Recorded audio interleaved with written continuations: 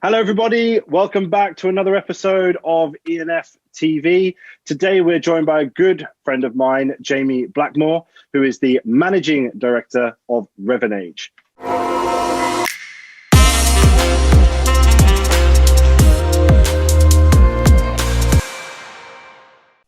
Jamie, thank you so much for joining us today. No problem at all. Thanks, Tom. It's great to appear on one of these episodes. Fantastic. It's great to finally get you on. Obviously, we've been working together for some time. Obviously, I'd like to say become quite good friends, but no, it's great to finally get you on the show. So, and of course, we're going to be talking about some exciting stuff that's been going on with you. So, I suppose let's get into it. What we like to start with, as I'm sure you probably know from all the episodes that you've already watched, is start with obviously your background. What brought you obviously into the hospitality industry, and of course now you starting your own business. So please do tell us about yourself. Yeah, thanks, Tom. So my story is very similar, I think, to a lot of people that work in hospitality. My first job was in a hotel, a place called the Hythe Imperial Hotel in Hythe in Kent, which is now on a core property. So I spent some time working there in the bar. Then I went to university where I studied film, so a bit of a departure from hospitality. But even whilst I was at university, I was still working in bars, did some bar management. Then after I graduated, it was that question of trying to pursue what I'd studied and make a career in that. And I just found that there weren't the opportunities to really do something that was viable for me. So then went back into hospitality, was working at a Ramada Jarvis hotel in Bristol. Again, did some bar management and then front office management. After that, I moved to a small independent group called Mint Hotels, where I was front office manager initially, and then basically had the opportunity to move into revenue management. And it was pitched to me as either at that point opportunity in operations or opportunity in revenue management.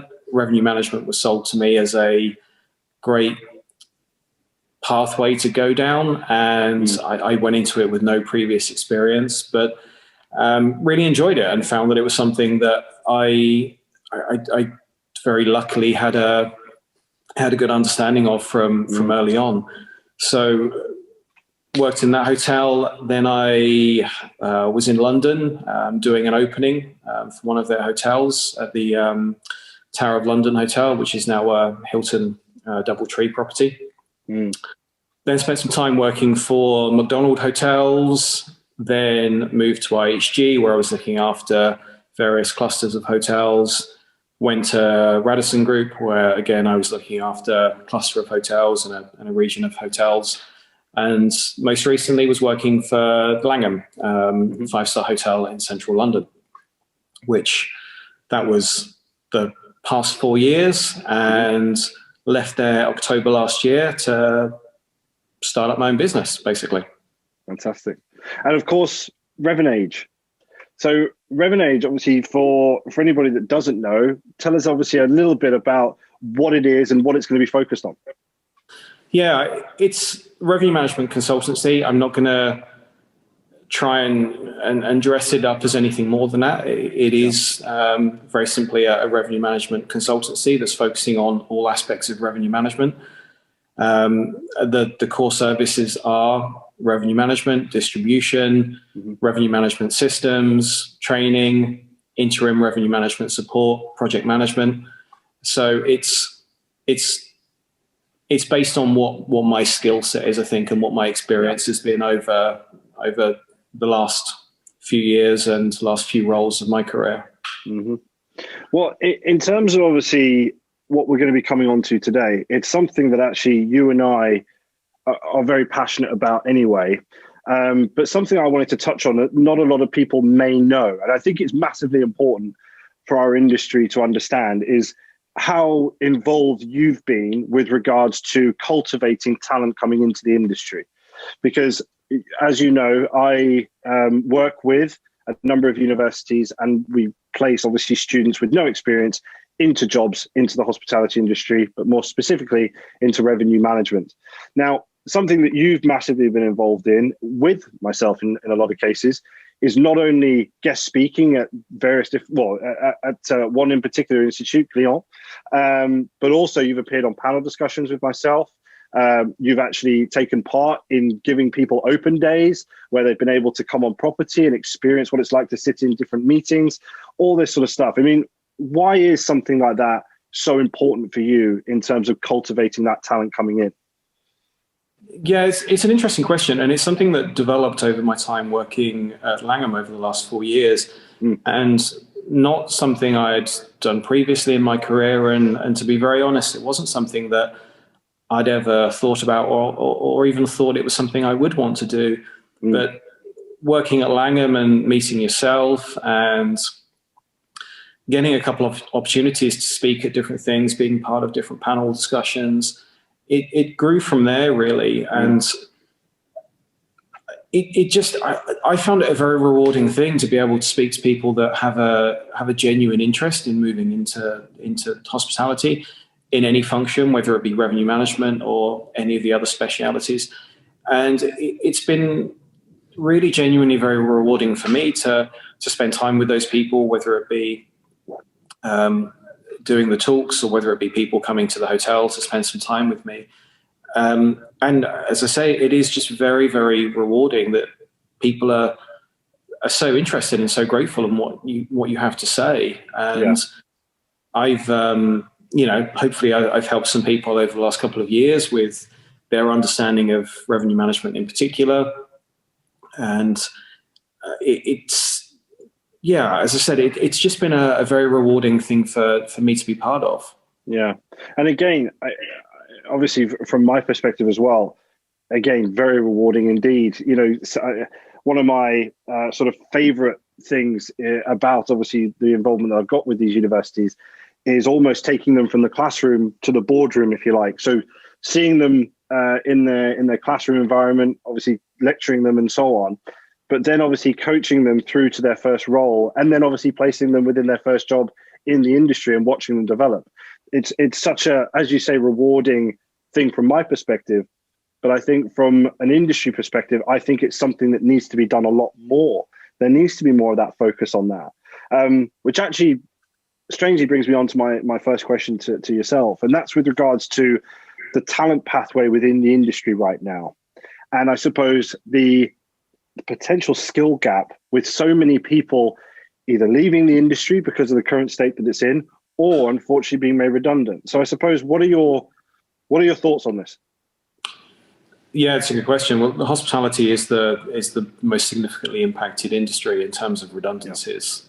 And unfortunately, businesses are having to make very difficult decisions because of the current climate. That's understandable. But there is going to be a huge amount of people that leave the industry that just won't come back. And we're seeing the redundancies aren't just in junior roles, they're across the board. There's some very skilled, very seasoned people that are unfortunately finding their roles made redundant. And hopefully some of those people will come back into the industry, but I think inevitably some of those people will be lost to the industry. And as you say, that's going to create a skill gap. And it's also just tremendously sad that people that have worked in the industry, people that have been very dedicated to the industry, will potentially be lost and won't come back. So that's, I think, going to, in the interim at least, it's going to cause some real challenges. I think it's going to have an impact on the speed and the strength of the recovery as well. That some of those key positions won't be in place, especially the commercially orientated functions, revenue, marketing, sales, etc. So I think there's definitely going to be a short-term skill gap at least. I think in terms of the market itself, obviously what I'm seeing anyway at the moment is, in terms of recruitment anyway, the calls that I'm getting are all mid-level to sort of semi-senior level roles. We've got no senior stuff coming through, and the junior stuff, of course, is non-existent. And that's been more and more of a focus for me more recently, is that what's going to happen with all these graduates that are obviously graduating at the moment? I mean, I placed one last year, but there's so many that we're losing to, if we're talking about the commercial orientated people anyway, we're losing them to accountancy, we're losing them to wider finance, we're losing them to all the other industries right now because of the current state. they've studied all this time in these hospitality institutes, coming out and then terrified of what the future holds, which is a huge shame. And I suppose from my perspective, I'm trying to build as much encouragement and positivity as possible. But of course, that can only go so far. I suppose in terms of the industry, what do you think going forward we need to be doing more of to drive this new talent coming in? I think the industry overall, and this isn't because of the current climate, this is a historical problem as well. I think in the UK, at least, not enough is done to make it an appealing sector to work in. I think it's still seen as a very transient, temporary sector to work in between jobs after university. And I don't think people really understand just what a great sector it is to work in. And I don't think hospitality as a whole is doing enough to make it an appealing industry to work in. And I do think that's a slightly UK problem, because you see yourself, a lot of the students that come from Europe in particular that have got a real passion to get into hospitality, and it's viewed as a very different industry in some other countries. So I think we need to do more to make it an appealing industry to work in. And from the graduate perspective, I also think we need to but to really utilize those graduates that do have a passion, a tremendous education, when they do come into the industry. I think, and again, it's something we've spoken about, and it seems to be a common problem, that there needs to be some grounding in wherever you work. I think we all accept that. But you speak to far too many graduates that are very, very skilled people that are tremendously eager and tremendously intelligent as well, that get roles and get put into very junior roles, but then stay there and almost artificially stay there because they don't have the 3, 5, 10 years experience. And I think, and you've seen this, I've seen this, those are the people that are being lost to the industry as well, because they just become very disillusioned very quickly. They go through their education, they have an expectation, rightly or wrongly, that they will graduate and at some point relatively soon get into a relatively, at least mid-tier position. And I just don't think that's happening. And I still think as an industry, we have a problem with valuing experience sometimes over new talent, shall we say. And again, from what you've seen, from what I've seen, from Glion in particular, you have some tremendously skilled people, especially when it comes to revenue management, marketing, some absolutely phenomenal minds that have got conceptually some brilliant ideas on what the industry should be doing and on what hotels should be doing. And that's the talent pool. They're the people that we should be absolutely encouraging to come and work in the industry. I think, again, it's one of these things where, I mean, you've attended obviously a number of events that I've put on. But one of the biggest things that I do is prod everybody that attends and sort of say, look, what are you guys doing? What is your focus on driving new talent coming into the industry? And I don't know if you remember this, but I asked a number of the larger corporate attendees what's going on with their graduate schemes, what's going on with their internships, what's going on with their development plans with regards to people coming into the business. And I remember a number of them were saying, we don't even know. We don't know how many applicants we're getting per year. I know for a fact that there's some more smaller hospitality groups right now that are even asking their management, we've got operational graduate schemes, but we don't actually have one, for revenue management, or at least the commercial element. And I think this is one of these things where it's like a three-pronged approach. There needs to be awareness being created, but also the passion and drive for the leaders to actually push that and drive that forward. And then finally, there needs to be a continued development plan. It's all well and good getting a graduate and saying, hey, we can offer you this fantastic job. Then they sit in it, and then it's a case of keeping them engaged. I mean, from meeting these guys, let's use Glion for an example again, is how hungry they are. How much they'll be knocking on the door of their manager saying, I want more. What's the next project? What's the next thing I can get exposure to? It's not going to be a case of them putting their heads down and just doing their job. So I think from my perspective anyway, as you say, the industry has not been great at this in the past, but I think with the disruption that we've seen, yes, it's come with a huge amount of negative, but there's also an opportunity there to drive that positive change. And I think there's an opportunity, if the industry embraces it, to be able to drive that change for these young people and getting them into the industry rather than losing them to other markets.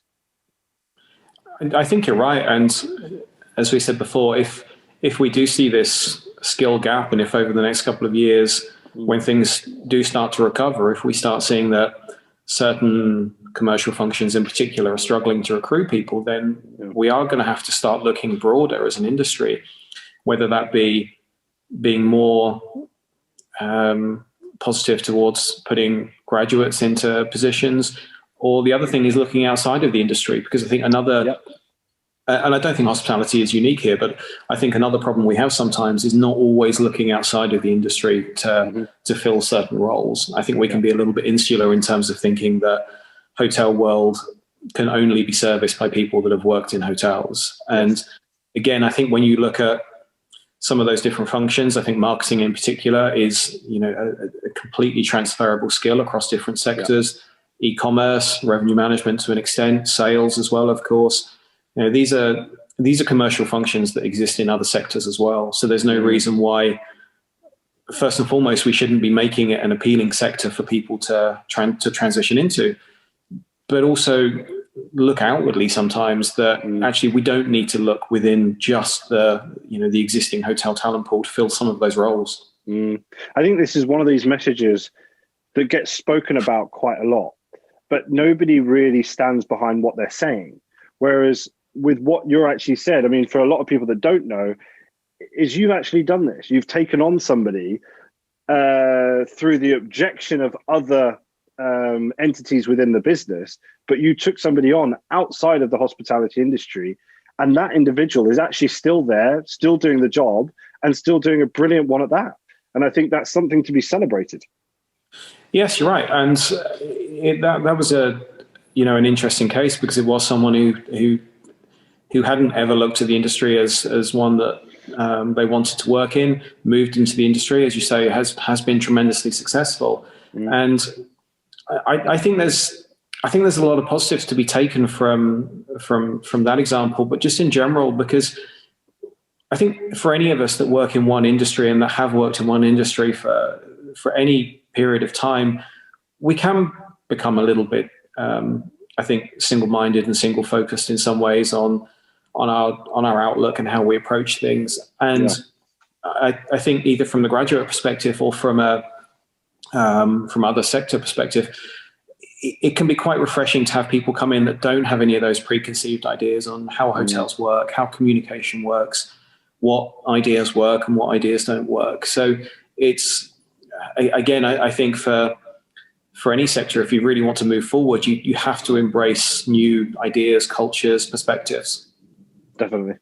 And again, I think just before we move on to the next part, I just wanted to make it very clear to anybody that is watching this episode that, again, I can't stress this enough, is that Jamie is obviously in the industry and now is going to be focused on helping hotels all over the UK in terms of their not only recovery, coming back to the industry, but of course, ongoing performance to make their businesses as profitable as revenue driven as possible.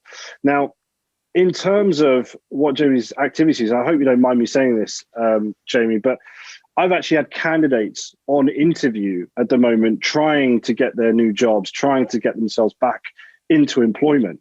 And Jamie's actually been taking time out of his diary in terms of setting up his new business. He's had enough on his plate. But he's actually been taking the time out to actually do mock interviews with candidates that I've been working with. He's been doing activities where he's been looking at presentations.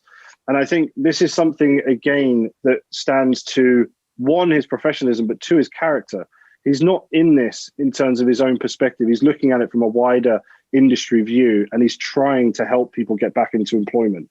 And it's something that I think is massively valuable and something to be commended. So again, not a lot of people know that. And I just wanted to obviously make that very clear, Jamie, is that you're clearly passionate about getting this industry back on its feet. And I think it's very, very admirable, but it's also something to be recognized. So again, thank you for doing that. And I know that the candidates that I've been working with will be watching this.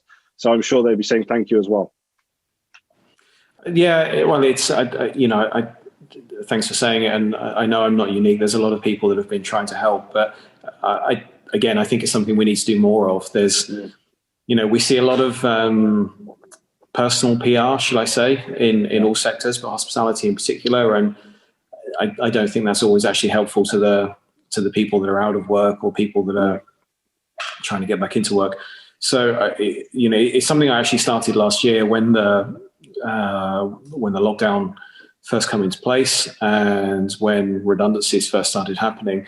I just put out a couple of messages on LinkedIn saying, if anyone wants to just speak or get some CV advice or just generally speak about anything really, just, get in contact. And I was quite surprised actually, just how many people did get in contact. And it was quite global as well, actually. I had a couple of people from the US that get in contact with me and some from mainland Europe. And it was really just quite an enjoyable thing just to speak to those people, give them what was very often some very simple advice on how to structure their CVs, how to talk about themselves, what kind of, what roles to look for, where to look. It's something I started again. It was an enjoyable thing, and it's something that I'm continuing to do because, again, very often it doesn't take more than half hour, an hour out of your day just to, actually genuinely help someone. And as I said, I think we should always be looking to do that, but in current climate, I think even more so. And I myself have been tremendously grateful starting up a new business, just how many people have helped me over the last couple of weeks. Everyone I've spoken to has been very open with giving me advice and encouragement. And, I think that's tremendously important. Definitely. And I suppose actually that brings me on to my last question. Obviously, you mentioned you starting obviously the business and people being so supportive of that. What have you got going on at the moment? How's the last couple of weeks been? And I suppose obviously everything's just starting out, so there can't be too much going on, especially in this climate. But I'm sure you've got all sorts of things moving. Yeah, it's been a pretty intense but exciting few weeks, to be honest. Making the decision to start up my own business, doing most of it myself as well. But it's been really great. And like I said, I've been speaking to a lot of different people, actually, some other of the big revenue consultancy firms, speaking to some different vendors as well about some different projects and collaborations.